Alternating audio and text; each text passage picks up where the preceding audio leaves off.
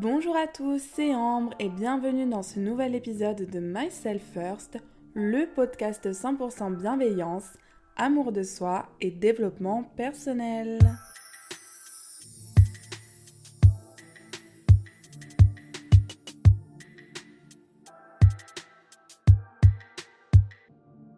Aujourd'hui, on se retrouve pour la deuxième partie de mes théories sur les hommes. Et oui, enfin, après l'engouement du premier épisode, je poste finalement la deuxième partie. Il y a quelques semaines, j'ai posté un TikTok où je parle de ma théorie de l'homo.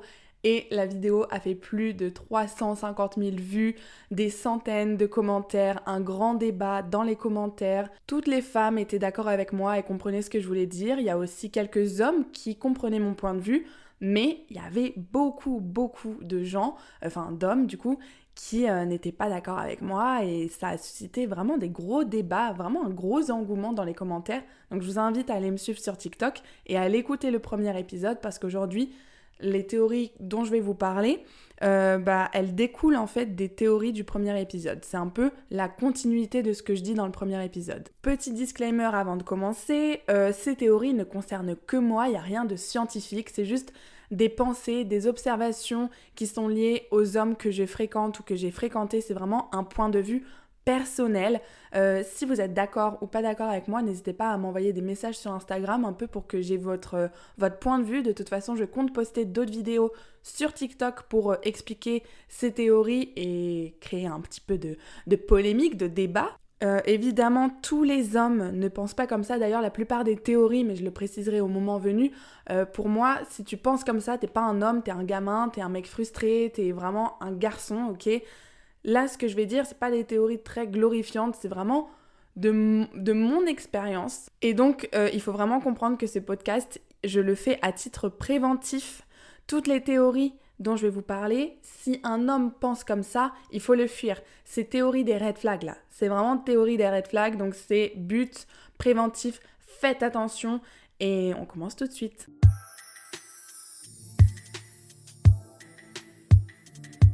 Première théorie, c'est la théorie de la fille bien.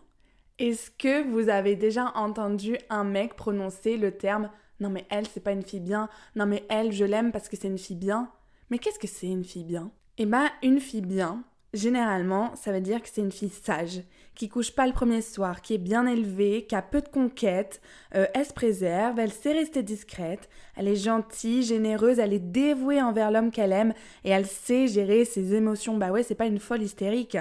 C'est une femme qui se respecte, elle a un body count inférieur à 5 partenaires, idéalement 3. Elle est simple, elle est modeste, ni trop exigeante ou trop ambitieuse, parce qu'une fille bien, c'est avant tout une fille qui ne fait pas d'ombre à son partenaire. Voilà, j'ai vraiment posé la question. C'est quoi une fille bien pour toi à plein de mecs dans mon entourage et c'est globalement la réponse que j'ai eue. Mais dans l'idée générale, une fille bien, c'est une fille qui ne couche pas. Alors qu'un mec bien, c'est juste un mec gentil.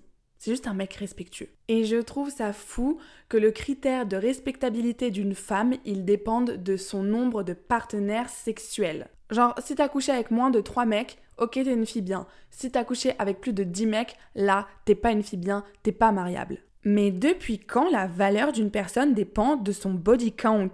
Depuis quand se respecter, ça veut dire qu'on va pas coucher à gauche à droite ? Premier degré, je ne vois pas le rapport entre le fait de coucher, d'avoir des rapports sexuels et de se respecter, d'être une personne bien.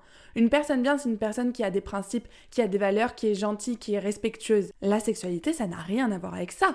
Tu peux être une ordure et avoir un body count de 0, comme tu peux être la meilleure personne sur Terre, la plus généreuse, la plus altruiste, et t'être tapé genre 100 mecs.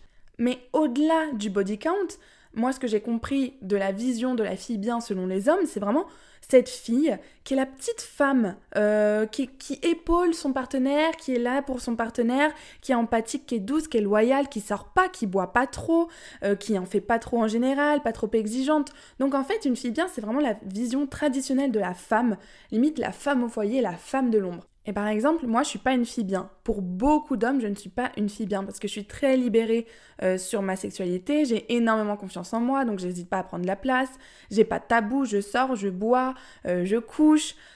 Mes cousins m'ont traité de PUTE. Voilà, j'ai même l'enregistrement de ce moment-là parce que je trouvais ça assez lunaire. Je voyais très bien où cette conversation allait nous mener. Et donc mes cousins, voilà, m'ont traité, ils m'ont regardé droit dans les yeux, ils m'ont dit mais Ambre, les filles comme toi, vous êtes des... Et c'est une dinguerie quand même, c'est une dinguerie. Et alors, ce que ça dit de notre société, cette théorie, c'est quand même que l'image de la fille bien, elle reflète des attentes patriarcales. Ah oui, c'est un épisode qui va être assez penché féminisme. Mais moi, je trouve que le concept de fille bien, c'est vraiment ce truc de société patriarcale qui place les femmes dans le rôle de soutien, qui valorise leur douceur, leur disponibilité et qui, au contraire, sanctionne les comportements qui sont jugés déviants, c'est-à-dire trop d'indépendance, trop d'ambition, trop d'affirmation de soi, trop de sexualité, etc. Et donc, quand un mec commence à me parler du concept de fille bien, je sais que pour moi, c'est red flag direct parce que je vois très bien le genre d'idée qui en découle. Et pour moi, ça, c'est un gros non, c'est pas possible. Par exemple, vous vous souvenez de mon date catastrophique là à Lyon, le gros macho là? Et il m'a dit que son ex était une fille bien. Et j'ai dit, ah ouais, pourquoi? Il m'a dit, parce que elle avait pas beaucoup de partenaires sexuels avant moi. Et ça m'a attirée puisque voilà, je savais qu'elle se respectait. Et le pire, en fait, ce qui m'a énormément blessée, c'est qu'il m'a dit ça en me regardant dans les yeux, alors qu'il savait que moi, au contraire, j'étais très libre sur ma sexualité et que j'avais sûrement un plus grand body count que son ex.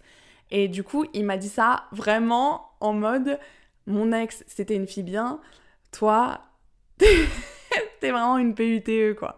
Donc bref, si vous voyez un mec qui commence à dire qu'une fille bien, c'est une fille qui couche pas, faites attention parce que c'est un gros red flag avec une vision très arriérée de la femme et de la place de la femme.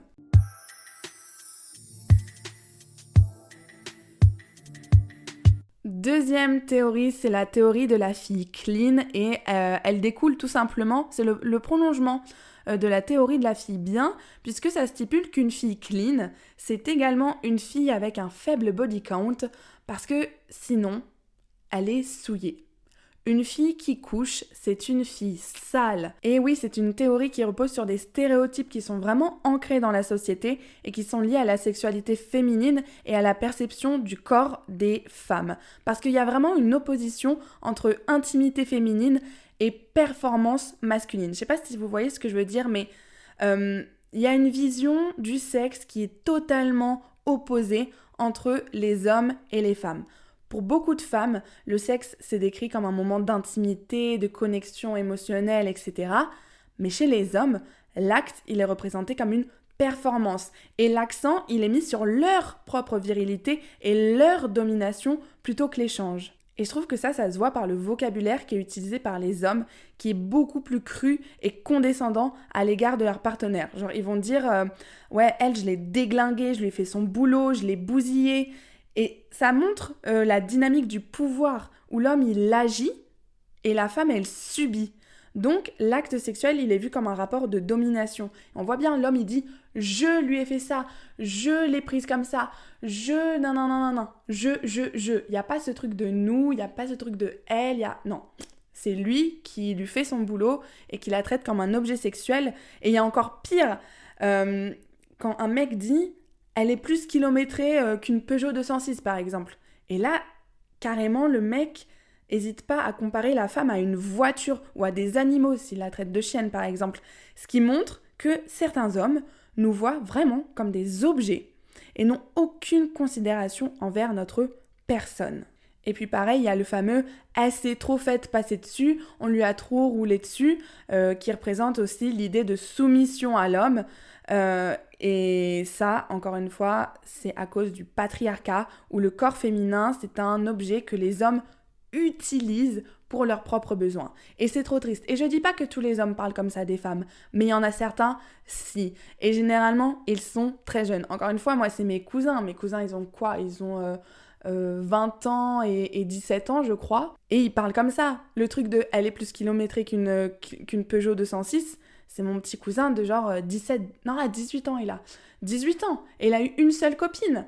Et il a cette vision du sexe.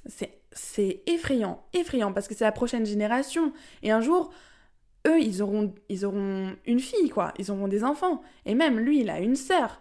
Et je vois pas comment tu peux parler comme ça des femmes alors que toi-même, t'as une mère, t'as une sœur et tu auras une fille et t'as des cousines. Et...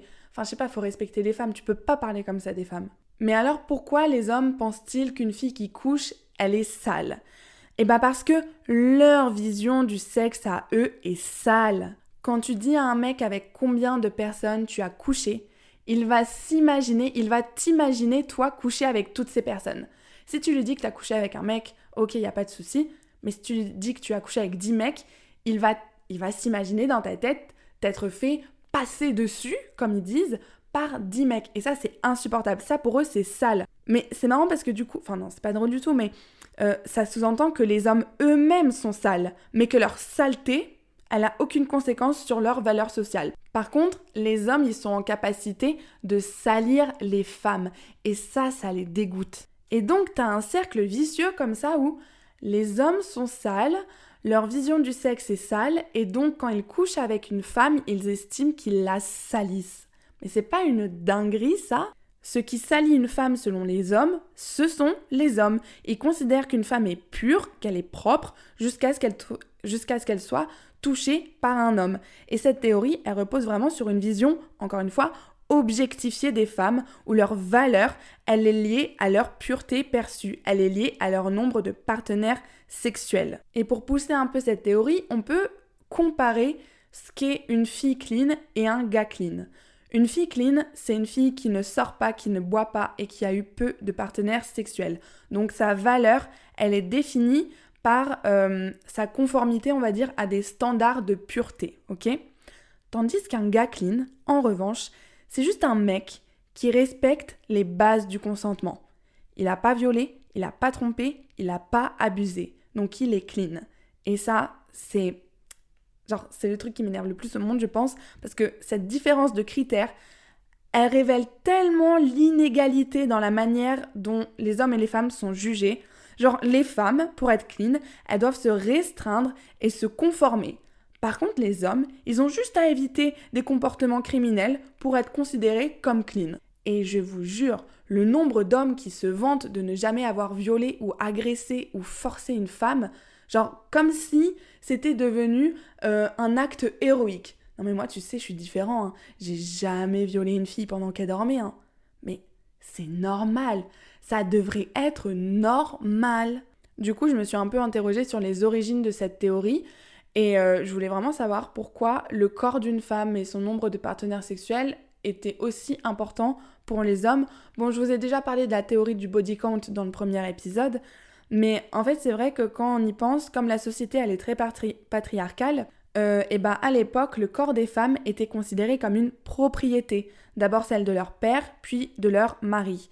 Et aujourd'hui encore, ça a des répercussions, puisqu'il y a encore beaucoup de honte autour de la liberté sexuelle féminine, tandis que la liberté sexuelle masculine, elle est vachement valorisée. Et ça maintient les femmes sous contrôle, ça les force à modérer leur comportement pour éviter d'être jugées. Parce que je vous jure que c'est un exercice d'être libre sexuellement, c'est encore très compliqué, il y a encore beaucoup de jugements. Et moi-même, des fois, par rapport à mon body count, je me dis, mais je trouverai jamais de mecs qui accepteraient mon body count. Des fois, je le trouve énormément élevé. Des fois, je me dis, en vrai, ça va. De toute façon, j'ai pas à me justifier. De toute façon, c'est ma vie, c'est mon histoire. J'ai la vingtaine. Peut-être que demain, je rencontre l'homme de ma vie et ce sera le dernier mec avec qui je coucherai. Et donc, enfin, bref, je me pose énormément de questions sur mon body count. Je suis pas toujours OK avec ça, justement à cause du jugement des autres. Et mon date, là, de Lyon, qui m'avait dit que son ex, c'était une fille bien parce qu'elle couchait pas, et ben, je me souviens que j'ai pleuré quand il m'a dit qu'il me considérait pas comme une fille bien. Parce qu'en vrai, c'est un mec qui était très important pour moi, je l'estimais beaucoup et j'avais besoin de sa validation. Et donc, quand j'ai compris qu'il ne me validait pas, je me suis dit « Ah putain, si lui ne me valide pas, je ne serai validée par aucun mec et donc je trouverai jamais d'amoureux, quoi. » Alors qu'en fait, le problème, c'est juste que c'était un gros frustré et que moi, j'étais une femme libérée, donc forcément, ça collait pas ensemble. Mais ça, on va parler juste après dans une prochaine théorie. Bref, ce qui salit une femme, c'est la vision de la société. Ce ne sont pas les actes ou les partenaires qui salissent une femme, mais c'est le regard, le jugement qui sont portés sur elle. Ce sont les hommes qui considèrent qu'ils salissent les femmes et ça révèle davantage sur leur propre perception que sur la réalité en fait. Le sexe, ce n'est pas quelque chose de sale, c'est un moment de partage, de plaisir mutuel. Il ne devrait même pas y avoir de rapport de domination. C'est très important de respecter son ou sa partenaire, que ce soit dans les pratiques sexuelles ou dans le vocabulaire. Donc, messieurs, dames, s'il vous plaît, arrêtez de diaboliser le sexe et faites-en quelque chose de beau.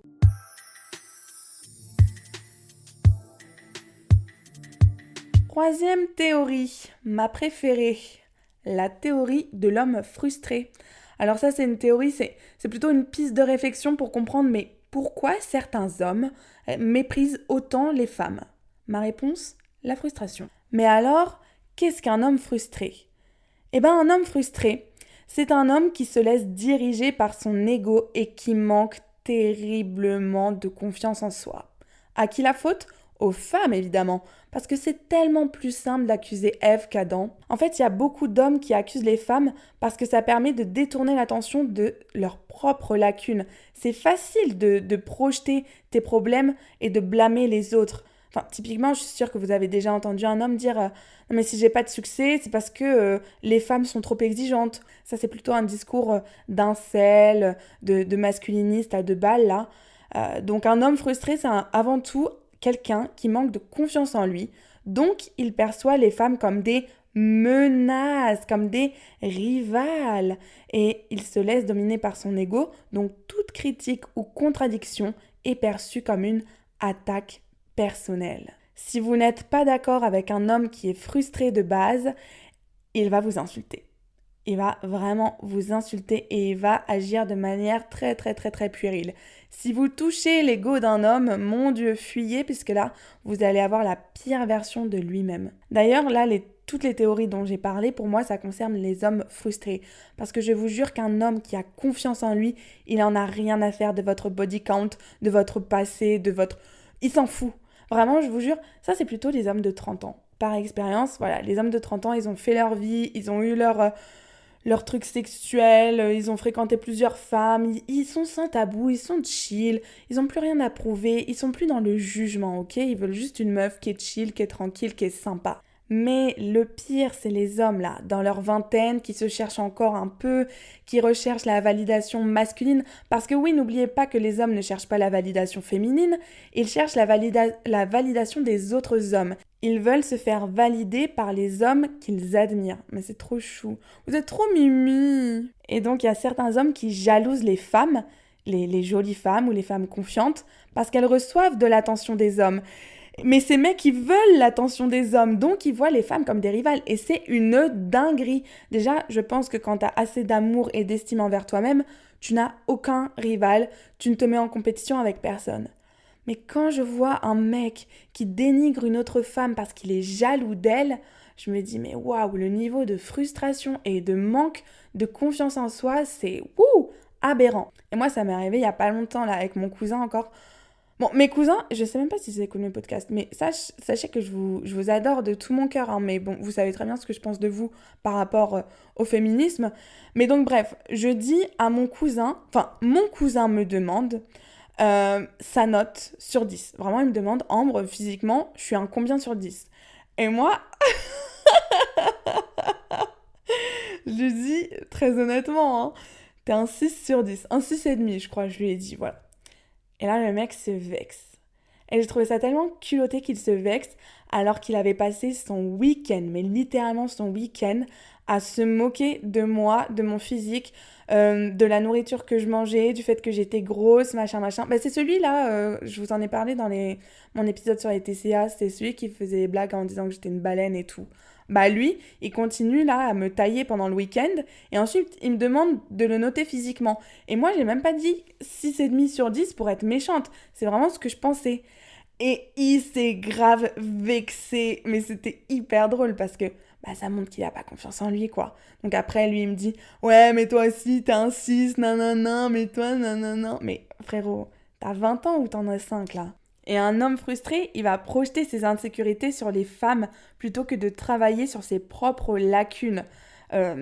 Et c'est pour ça qu'il y a beaucoup d'hommes qui ont du mal avec les filles qui couchent, c'est que ils se disent mais attends, Pourquoi cette fille, elle arrive à coucher avec autant de personnes alors que moi, je galère? Genre, les hommes qui sont frustrés sexuellement, s'ils rencontrent une fille qui est très libre sur sa sexualité et qui enchaîne les partenaires, mais laissez tomber, hein. Il va tout faire pour la dénigrer. C'est très, très, très compliqué. Et ça, c'est encore une déviance du masculinisme.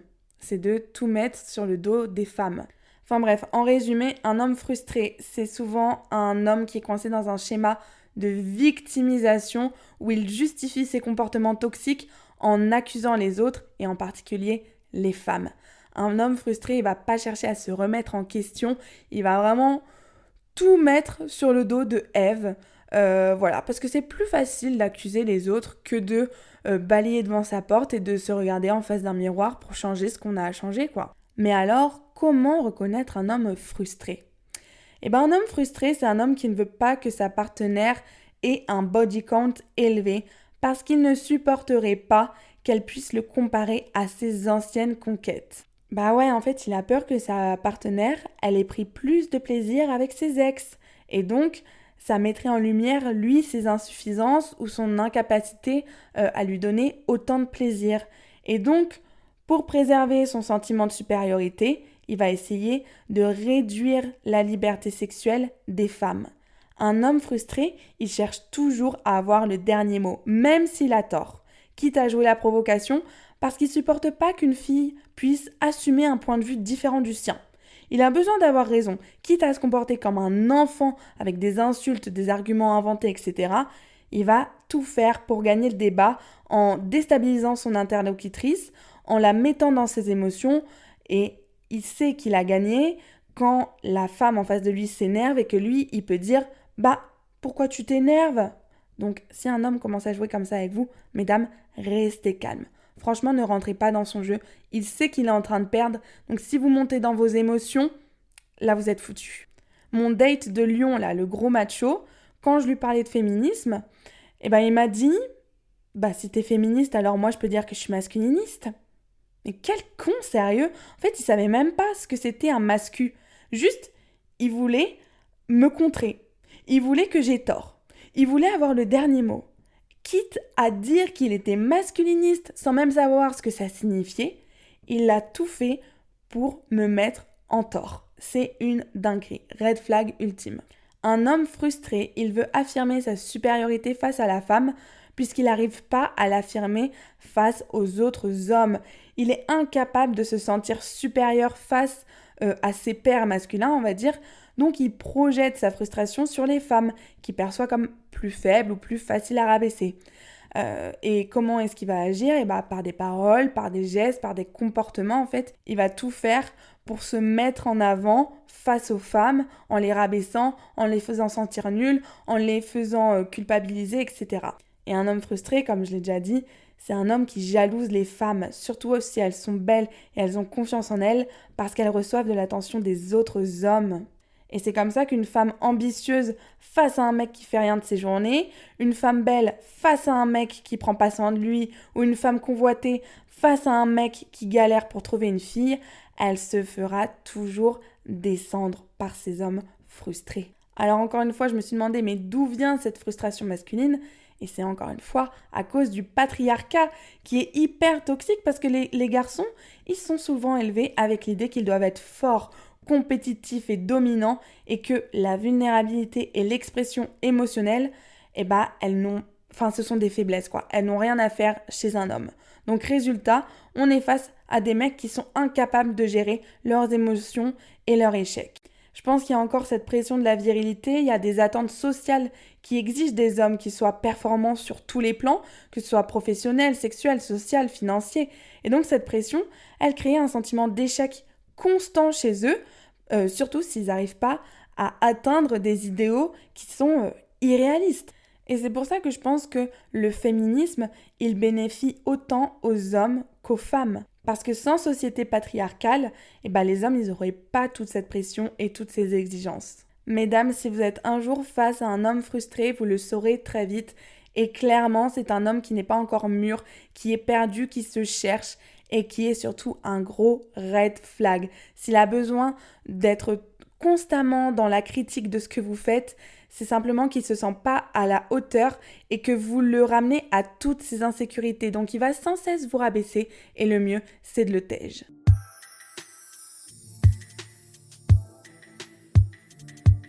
Dernière théorie pour cet épisode, mais en fait je pense que je vais faire une troisième partie. C'est la théorie des 3 secondes. Voilà, on va terminer sur une théorie un peu plus légère, un peu plus tranquille. La théorie des 3 secondes, c'est que en fait, quand un homme rencontre une femme, il sait dès les premiers instants, dès les 3 premières secondes, ce qu'il veut avec elle. Que ce soit pour une nuit ou pour la vie, c'est pas tes actions qui vont faire changer un homme d'avis. T'auras beau te conformer à tout ce qu'il désire, s'il a décidé qu'il voulait rien de sérieux avec toi, tu seras rien de plus qu'un plan cul à ses yeux. Et alors, je trouve ça fou, mais je vous jure que beaucoup d'hommes m'ont confirmé le fait que oui, quand je rencontre une femme, je sais tout de suite si ce sera une amie, s'il se passera rien, si je voudrais quelque chose de sérieux ou pas. Et c'est incroyable comment les hommes fonctionnent. C'est vraiment un... Ils marchent au coup de cœur, ils le sentent en fait. Les hommes, ils le sentent. Et des fois, il y a des mecs qui restent en situationship, en flirt pendant des mois, voire des années avec une fille sans mettre d'étiquette sur leur relation. Et puis ensuite, ils vont rencontrer une autre fille. Et au bout de 3 semaines, ils sont en couple, limite ils sont mariés. Et ça, c'est quelque chose, nous les femmes, on comprend pas. On se dit, mais ça, j'ai passé des années avec lui, il a jamais voulu s'engager. Elle, il la rencontre et 2 mois plus tard, ils sont fiancés. Enfin, qu'est-ce qui s'est passé? Et en fait, les hommes, ils savent dès le début si ce sera du sérieux, si ce sera du officiel ou du pas officiel, ou voilà. Donc, vous n'avez rien à faire. Au contraire, ne courez jamais derrière un mec qui ne veut pas s'engager avec vous. Mais en réalité, il y a plusieurs facteurs qui peuvent influencer cette décision. Déjà, il y a le comportement de la femme. Donc, quand un homme vous rencontre, il voit tout de suite est-ce que vous êtes dans votre énergie de séduction, la façon dont vous êtes habillé, est-ce que vous êtes vraiment là pour du sérieux, est-ce que vous flirtez avec d'autres hommes, donc est-ce que vous êtes loyal ou pas, enfin vraiment la façon dont vous vous comportez, dont vous parlez, dont vous regardez, dont vous flirtez, etc., ça va tout de suite leur faire dire ah, elle peut être sérieuse ou non, elle, c'est trop une tchatcheuse, donc ça m'intéresse pas. C'est aussi énormément une question d'énergie. Ils sentent tout de suite l'énergie. Si la première énergie qui dégage de vous, c'est une énergie sexuelle, ils auront envie de sexe avec vous. Si c'est une énergie très douce, très féminine, ils auront envie de vous gâter et de vous traiter comme une princesse. Donc faites attention à l'énergie que vous dégagez si vous voulez attirer des hommes qui veulent s'engager avec vous. Et puis un dernier facteur qui leur fait prendre cette décision, c'est la réputation de la fille. La réputation, c'est très très important aux yeux des mecs parce que, encore une fois, ce que les autres hommes pensent de vous, c'est important pour eux. Moi, je me suis déjà fait quitter comme ça au lycée parce que j'avais beaucoup de rumeurs et j'avais une grosse réputation de PUTE quand j'étais au lycée. Et donc, j'avais un mec et il m'a quitté au bout de genre 10 jours parce que il me disait mais Ambre, j'entends que des dingueries sur toi et tout, moi je peux pas être en couple avec une fille qui a une réputation comme toi quoi. Donc il m'a quitté et ça fait mal. En fait, les hommes, ils nous voient vraiment, bon ça c'est une autre théorie, c'est la théorie de la trophy wife, mais c'est juste pour dire que les hommes, ils voient les femmes comme un symbole de réussite. Ils se sentent valorisés à côté d'une femme qui est belle, qui est charismatique, qui est successful et qui n'a pas de réputation.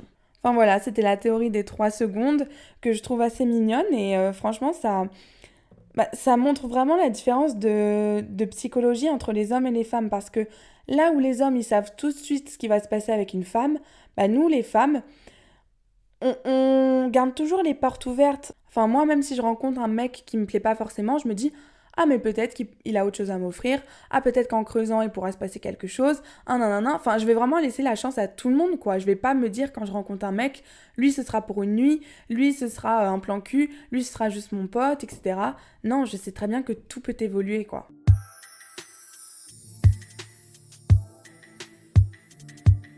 Eh bien écoutez, je crois que cet épisode touche à sa fin. J'espère que ça vous aura plu. C'était vraiment mon opinion, mon point de vue personnel sur la façon dont pensent les hommes. Peut-être qu'il y a des choses où vous êtes d'accord, encore une fois, peut-être des choses où vous n'êtes pas d'accord avec moi. C'est un point de vue personnel, ça ne concerne pas tous les hommes, j'en suis bien consciente. Mais en réalité, c'est peut-être plus lié à la montée du masculinisme face au féminisme. Et du coup, les discours dont je vous ai parlé, ils concernent les hommes de mon âge, les hommes qui sont peut-être un peu plus jeunes aussi. Enfin, pas les hommes, les garçons du coup. Et tout ce dont je vous ai parlé, franchement, c'est des comportements à fuir. Si le mec est frustré, tu le fuis. S'il te parle de filles bien, tu le fuis. S'il te parle de filles clean, tu le fuis. Vous devriez être avec un mec qui vous fait sentir bien, peu importe votre passé, peu importe, enfin, on s'en fout en fait. Votre valeur n'est pas déterminée par le nombre de partenaires sexuels que vous avez. C'est pas parce que t'as couché avec 0 mec que t'es une fille mieux que moi, ça n'a rien à voir. Donc voilà, j'espère que cet épisode vous fera réfléchir, vous fera ouvrir les yeux. Et n'hésitez pas à me rejoindre sur Instagram et sur TikTok pour me partager vos retours. Nous, on se retrouve dans 15 jours pour le dernier épisode de l'année 2024. Bisous!